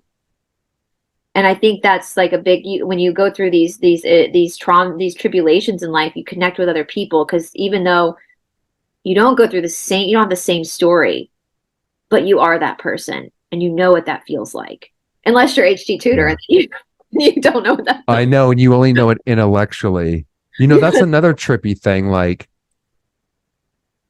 how do I explain this? Like, so I was looking for spirituality. It was a narcissistic spiritual bypass in Scientology, but it was like, if I'm looking for it, the thing is, this thing is so weird. I would never gonna find it. Like, remarkably, the path that I went on itself accidentally led to that, because what happened, Brice, for 10 years, I was in another state of mind, so dissociated, so outside looking in, and so traumatized, and so many question marks going off in my head, that during those 10 years, it was like I lived 100 lifetimes of experience, because what I did, my feelings were coming out. And then I would read authors to understand that I'm not alone, and to get context. I read a ton of different stuff, and my emotions were so raw. I could feel seeing things from their perspective. And then also, like I said, I was trying to be an actor. So it already fit into having an excuse to do that, but seeing a million different viewpoints, going through every emotion. But it wasn't intellectual like HG. It was a living experience where it was empathy. I was in it. I was like in it. There's no way out. And every day was like to get food. It was super challenging, and I don't want to do it again.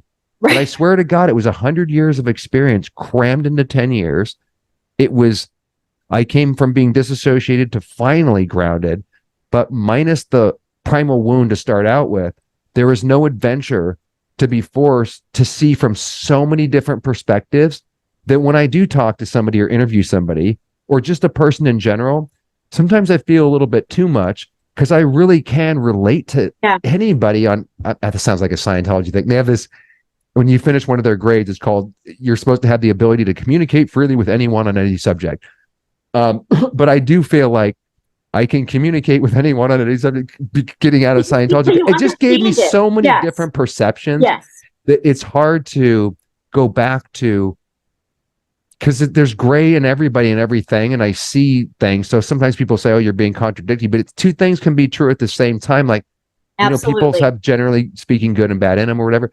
But you see on the internet, or just what we're talking about with the controlled opposition, Mike Rinder and the Headleys are kind of being attacked, and Aaron's the good guy.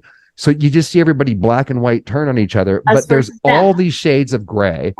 And without the experience that I went through, I would be pretty monotone, and I would have missed a lot of experience, so that I could be somewhat empathic and humbled to not, it really definitely cut the shit out of my ego, Brice. It's good to have an ego, right? I'm not saying like it destroyed the positive part, but it definitely made me, I was in a cloistered environment. I had a cult leader. I had my parents, they were a rich family. I could always depend on them. Being kicked out into the wolves, man, in the wilderness, where I had to survive, and I had to hang with the bums and meet all these different people that I would never do otherwise. It really fucking put me in touch with, it's really hard to black and white anything anymore, man. And it's like, I do, one, I'm thankful I actually had emotions, which I found out only when I got out of Scientology.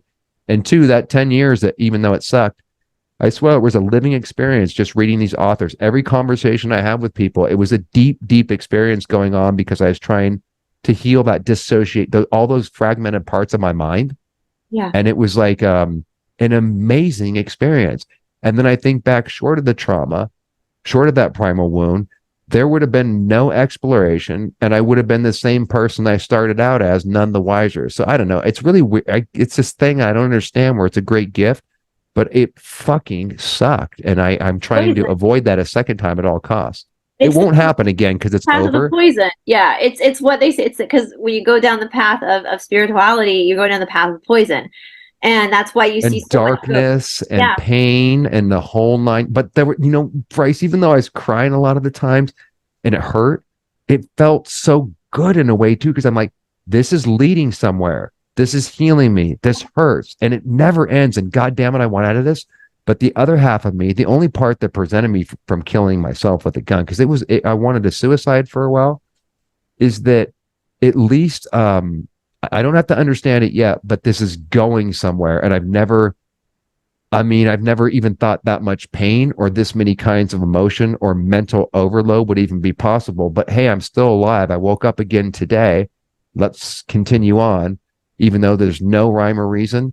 And then on the other side of this shit, it was a great experience. Yeah, you took that was that whole ember thing. You found that little spark of fire amongst all the rubble, and that little intuition that was the real me, the little boy, the everything I needed to actually follow and tap into. But it's hard to do in real life, because it's societal. Brice, I had to do a lot of things that were way outside of the societal norms. That's why I'm saying the voice is saying, do it. And I'm like, that's crazy. But then I would do it. And it's like, it got me over so many of the little petty things that people bitch about that it's hard for me to take a lot of people seriously with, because I got over that shit quickly when you're, like I said, when you really have to deal with real problems. We talked about that last time. I feel like I'm just rambling, but I'm just saying, no, this is sometimes there can be a great gift to your listeners that might be suffering or pain to actually go into that shit and not run away from it and take drugs and avoid emotions. If you could, like, my emotions were the most powerful thing I realized that we have, and also they're the things that can get you into the most trouble and cause you to fight and war and everything. But those emotions, if you can wrangle them, you know, they can be your greatest gift. Oh, absolutely. Well, that's the trigger. The trigger, people get triggered when their programming is telling them one thing, but their intuition and soul is telling them something else. And that's all the time. And when you break out of that finally, you finally just follow the soul. And you were, Doug, you were like breaking down, as you were saying that, like breaking societal norms while you were breaking down, deconstructing two matrix at the same time. And I would bounce back and forth, Brice, purposely. That's why I'm not a conspiracy theorist. It's the last thing on my mind, but it was organic. I could bounce back at both of those back and forth. Do you know what I mean? Or it was like everything was crumbling, not just the Scientology, but like your whole world view. So you were breaking out of the little cult Scientology and the big cult, which is the real world, quote unquote. That's why it's taken me forever, and that's that's a big difference between me and the controlled opposition and the ex-Sea Org or whatever. They didn't, generally speaking, have a breakdown. They carry that Sea Org and Scientology mentality with them. Not all of them. I'm talking about the superstars in the community. Generally speaking, the people that they most look up to. Like, I was living out of my car in year 10 of getting out of Scientology, and I'm watching Mike Rinder, the head of the Office of Special Affairs, that's the equivalent of the CIA, destroy people's lives for 22 years. And while I'm living in my car, I'm going, where's the decompression process? Because he's in a smart suit on Leah Remini's show and he's got a lot of money. They skipped that, but that was the great gift. And that was the part that I thought we were all getting when we came out of Scientology. So to bring it back to the very beginning of the conversation, Brice, because I was adding up the microcosm to the macrocosm, two cults, I thought that everybody else was also realizing that. And that was the great gift of ex-Scientologists. And we were going to save the world, not in the Scientology way, not in a huge grandiose way, but we were all surely having the same revelations that what we can see in the cult mind control, we can see on the world stage. Not only they still don't, Brice. They just go back to the normie world. So that's why it's taken me fucking 15 years to get, you know, all the shit you have to read and the dots you have to connect. It could just drive you crazy. But that's what was happening naturally, man. Seeing the two juxtaposed against each other and going, why the fuck are the ex-Scientologists the same assholes as when I knew them when they were in the cult, generally speaking? But that's why, because they didn't actually go through that. They didn't deprogram, and human nature, it's not, I don't think it's conscious for a lot of people. The human body, human psyche is going to avoid pain at all costs.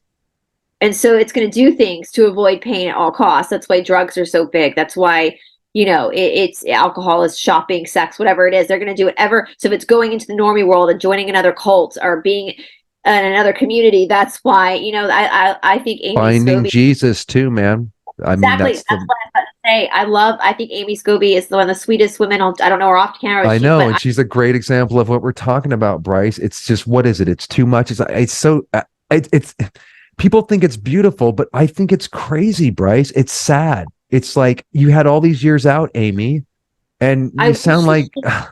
And she went straight into the church, and I'm just like, oh God, Amy. And that's one thing I hear people say, like, David Miscavige is, you know, that'd be like the Pope punching people. I'm like, the Pope traffics children.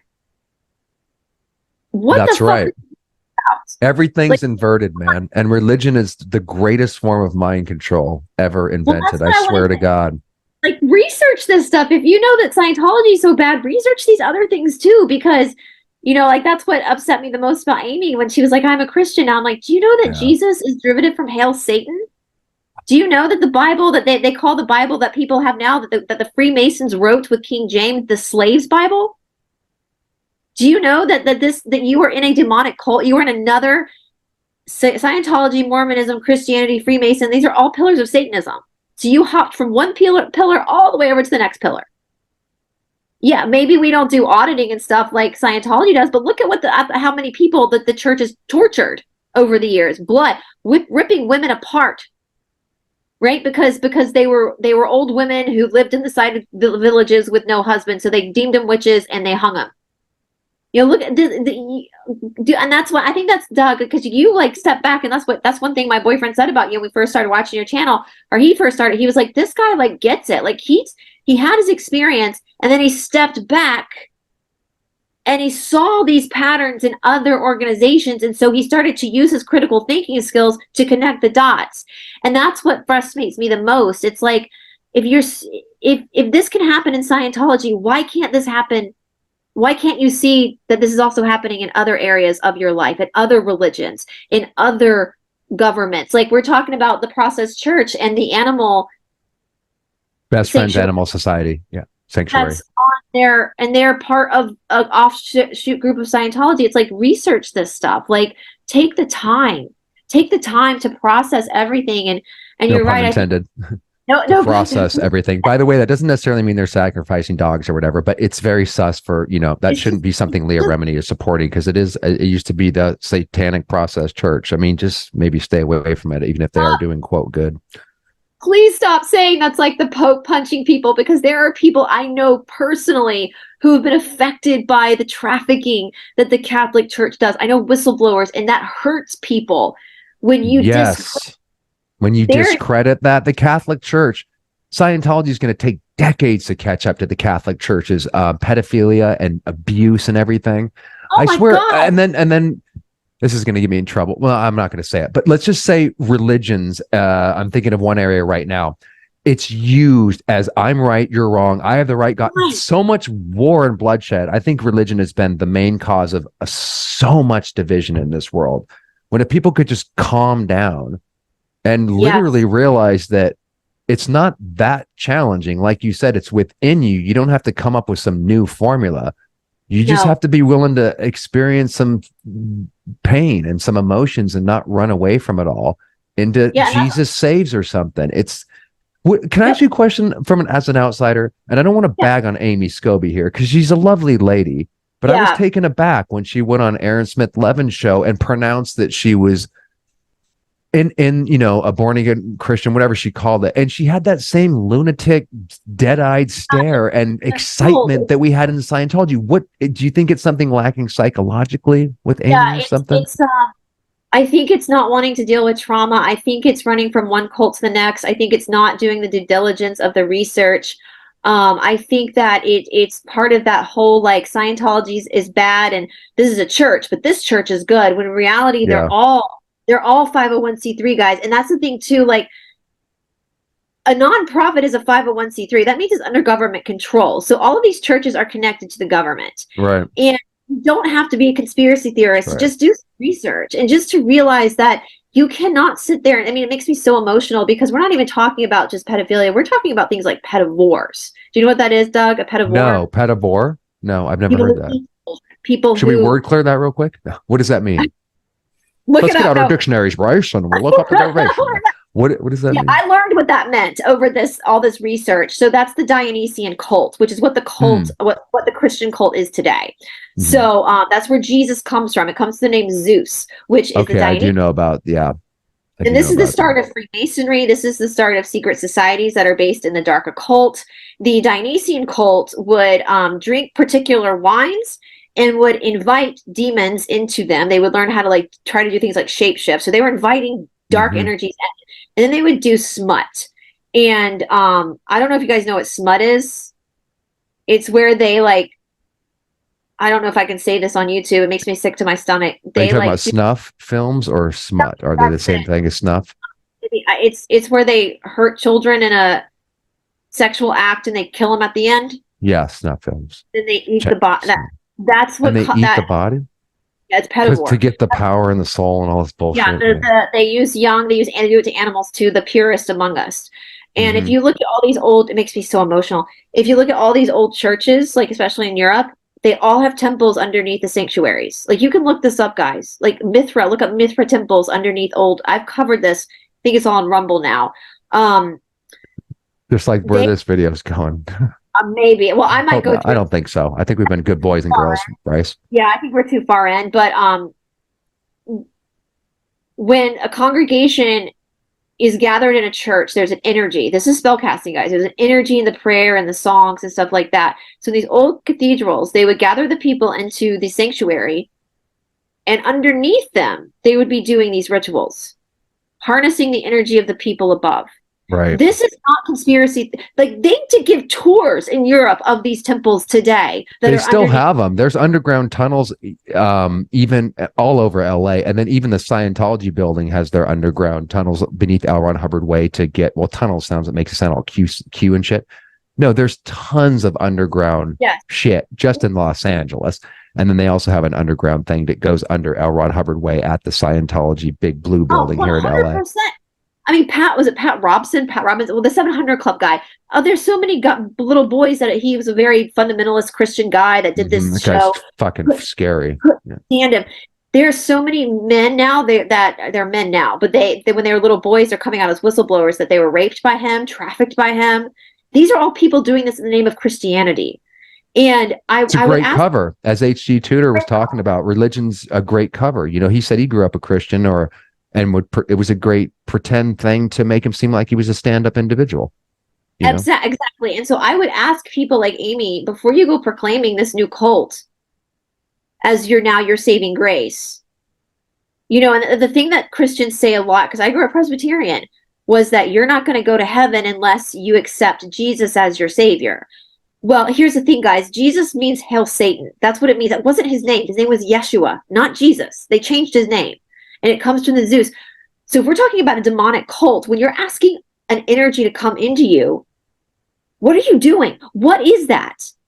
You know, Jordan Maxwell, who's one of the original researchers, he's passed away now, and he had a hell of a life. I remember Jordan. I was just thinking Jordan Peterson for a minute. Yeah, Jordan Maxwell, man. Yeah, he has a great. I beg you, people. That guy has some astonishing research, man. Astonishing. He was a researcher. That was the biggest compliment someone gave me a couple of years ago. They said, "Brice, you're the new Jordan Maxwell," and I was like, "That is the biggest compliment," because that is a great comment, because he's been fucking doing that for 30 years, man, and he's well read on all that stuff. It's like sitting in libraries, like putting. I know. He was the original OG on all this conspiracy stuff. Absolutely. And that was the first video that actually woke me up to the bigger, it was 2016. When we were in India, we take what we call oil baths. Have you ever heard of an oil bath, Doug? It's a great. Do I want to? No. Well, it's very, what you do is we do it like at the end of the week before we have a rest day, and you sit with like castor oil all over your body. You sit naked, like, you know, I would put a towel out and cover my body with, and the castor oil pulls out inflammation, basically.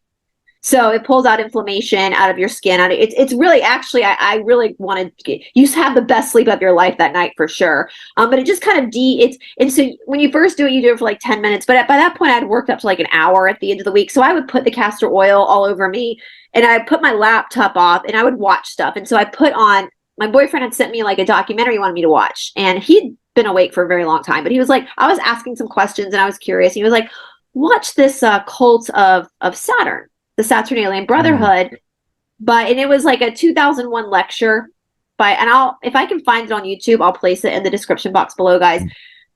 And I watched, and I couldn't, it was so mind-blowing what he was saying, and I was covered in castor oil, so I couldn't press my laptop to stop it. So it was like this cruel trick of God where I had to sit there and listen to, and it took me a year to process everything that I heard. I was already. Was it Jordan Maxwell? Is this a lecture by him? Is that what you're referring to with the cult of Saturn? Yeah.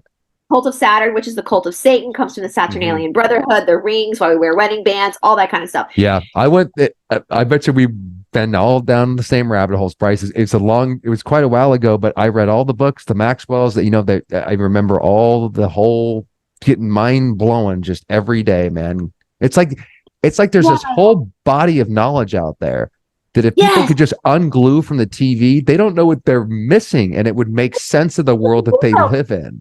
The real history of this planet is way more fucked up and way more juicy. Yeah, and I think it could be, it's not like the information's not there. It's just that it's censored off of, it's not totally censored, but you have to go looking for it. That's what I'm saying, Brice. That's one of the things that kept me going. First, Steve Hassan's book with, well, what's phobia indoctrination, mystical manipulation? hypnosis, like that was the basic. And then you run into people like Jordan Maxwell. He was pretty towards the beginning of my journey too. Then Kathy O'Brien and stuff. The thing that was kept me going was I was learning so much knowledge, symbolism, the subconscious. It all made sense, man. And I was like, where the fuck has this not, like, it was mind blowing. It's incredible to read some of this stuff. And it calmed me the fuck down about feeling like an insignificant person. And this occult shit makes so much sense. And when the world, and then when you have people like Jordan Maxwell, you know, it doesn't mean he gets everything right. I know people are going to go, well, you know, he got the fine. But the people that research this stuff or whatever, there is a whole smorgasbord of knowledge that actually makes sense of the world and all the programming that if you don't come across it, you don't even know what the fuck you're missing, because it's fascinating, man. He is not like a truth, like he like lectured. He was a researcher. He was like, this is, and he was before anybody else, like you said, hanging out at libraries, and even got invited onto lots and shit to talk about this shit, because this was mind-blowing, his level of research. He was blowing studio heads' minds. They would want to use some of his stuff to put in movies and shit. I mean, he was well respected despite being a conspiracy theorist. He was just the level of intelligence, and that's where I learned about studying etymologies of words to figure out that he's the one where I learned the thing from, and I looked it up. I would go look all this stuff up myself. Like what he would say, I'd write it down and go look it up. You know, and the Saturnalian, why the priests the preachers wear black robes, which mine did growing up, and that's because they're sworn into Satan. That comes from the Saturnalian, the black. That's why judges wear black. Yeah, and even the ring of Saturn as on the Nike logo. You start to see. You start to see the corporate logos from an occult point of view. Yeah, that's why the world favorite crowns, because it's Saturnalian. And so I would just people like Amy Scobie, Leah Remma, before you make these statements that are so damaging. You know, you're talking about Scientology cult survivors. Well, there are cult survivors. There are adult people that went through the most horrific SRA with the Pope, with Billy Graham, who was sorry to burst your bubble, guys. He was a fucking Satanist, Billy Graham. That guy's fucking evil. And you can tell just by looking at these people. Some of these church guys are some of the most pedophilic, evil looking people, and they put off a bad vibe. Yes. And so you're saying that these people are so saintly and good, but yet you've got survivors who are testifying in front of the government to try to shut down some of these churches because of what's happened. And they are going through the most traumatic experiences with pastors. And please be careful when you're saying that stuff.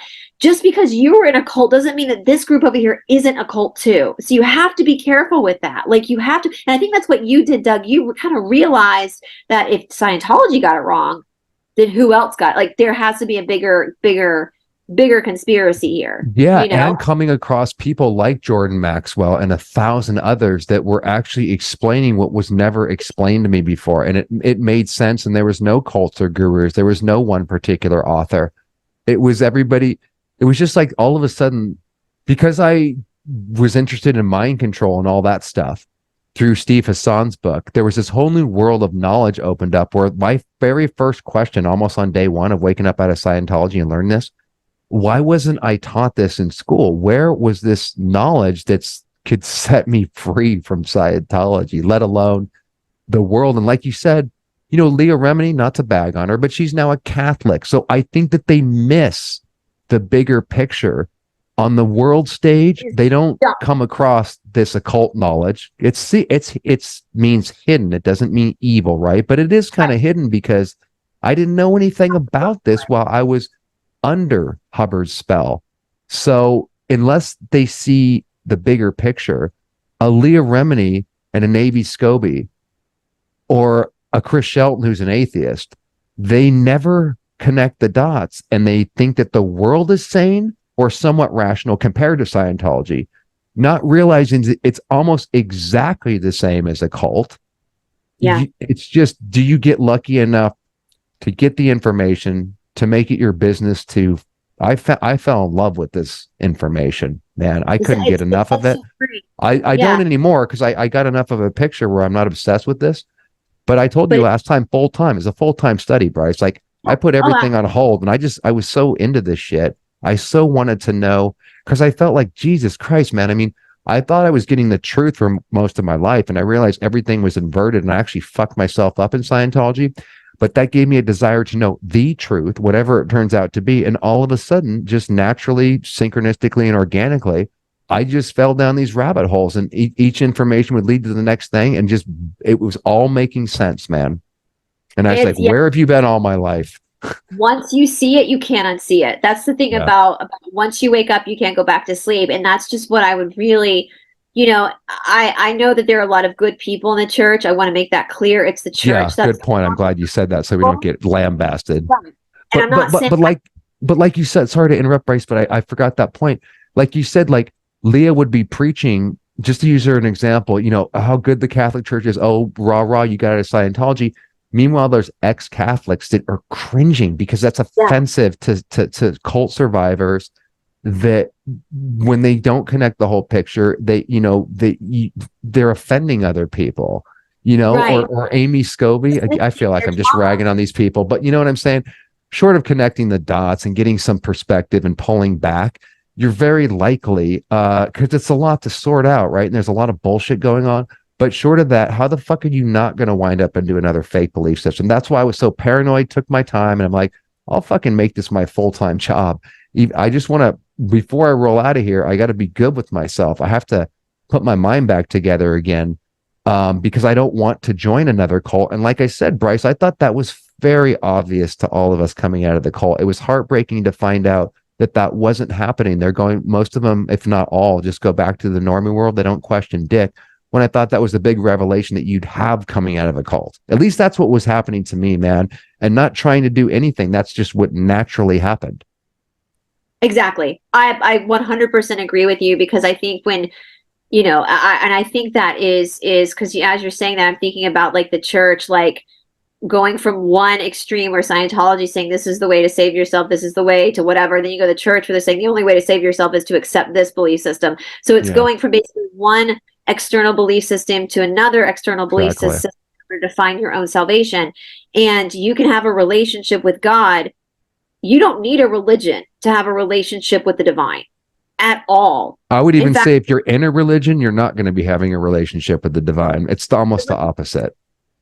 Please, you guys watching, watch the new documentary, Let Us Pray, Shining Happy People. There's all these documentaries out that are about the Christian subculture. There are a lot of Protestants that are like, oh, it's the Catholics, they're the bad ones, and the Catholics are no, it's all the same fucking Bible. It's all the same, the Vatican, even though the Protestants tried to break away from the Catholic Church a few years ago, the Pope called in all the money from the Protestant churches. So what does that tell you, my friends? Critical thinking skills. If the Pope is able to ask for money, for the money to be called in from the Baptist, Presbyterian, Lutheran, Episcopalian churches, what does that tell you? They're under the knee of the Vatican. Even though they're not on paper Catholic, they're owned by the Vatican. Vatican means head of the snake, right? Read the missing books of the Bible. They built the Vatican on Peter. No, you guys. In the missing books of the Bible, it was willed that when Yahshua would pass away, not by crucifixion, that it would go to his brother James, which I don't know what his real name was because it wasn't James, and Magdalene, his wife. Doug, if you had a business, let's say a school, a martial arts school, something, and you were married, and it was a pretty decent business, and you were writing your will out, who would you leave the school to? Would you leave it to your wife and your family, or would you leave it to some schmuck, some narcissistic schmuck that was in your school? To my family. But when you're in a cult like Scientology or some other ones, you skip the inheritance going to the kids, and it goes all to the cult. So that's what they did with Peter. Peter was a fucking psychopath. If you read even in the Bible, Peter was abusive towards women. He was a total narcissist. That is not. So is the God of the Old Testament. That reads like a straight narcissist. You must do what I say. Yeah, the God to follow these rules. Yeah. Yeah, the God of the Bible is not source creator. It's the Elohim, which is the fallen ones, the demons. Right. And the Old Testament, people call God Jehovah. That's the name of a demon, y'all. Yeah. Yahweh is Moloch. And you are definitely getting rid of your Christian audience, but I can't argue with you. I know what you're talking about. I think I was telling you, I had one older gentleman, a fundamentalist, obviously send me an email and told me that he was a man. So therefore, as a man, he had the power invested in him by God to command me to shut my channel down. And if that isn't narcissism to the extreme, which is what... I have that email saved. That's so crazy. But I will say, Doug, in speaking the truth, because I'm going to tell the truth, like I'm not going to sugarcoat it. Like I love the real Yahshua, the real Magdalene, these real people that wrote these they had beautiful writings that were not, it's not at all what the church is teaching, right? It's not at all. And so I love humans, and I don't want people. I know there's so many people who've been hurt by the Christian church. I know that. That's how I grew up. I know people have been raped by their youth pastors. I know that. And so I by putting this information out, I know I'm going to lose the fundamentalists, and I lost them a long time ago. But I have such an incredible community here on Esoteric Atlanta of people who are coming out of the church, and they've met each other, and they're still seeking to have that relationship with the divine, but without the constraints of the religion. And so it's been this beautiful thing and I have to applaud all my subscribers for that, because I try to let them kind of, I want them to find this information for themselves, but it's been beautiful if you let the truth come out, it is going to cause ripples and triggers, but it's going to do what it needs to do, and it's going to heal a lot of people too.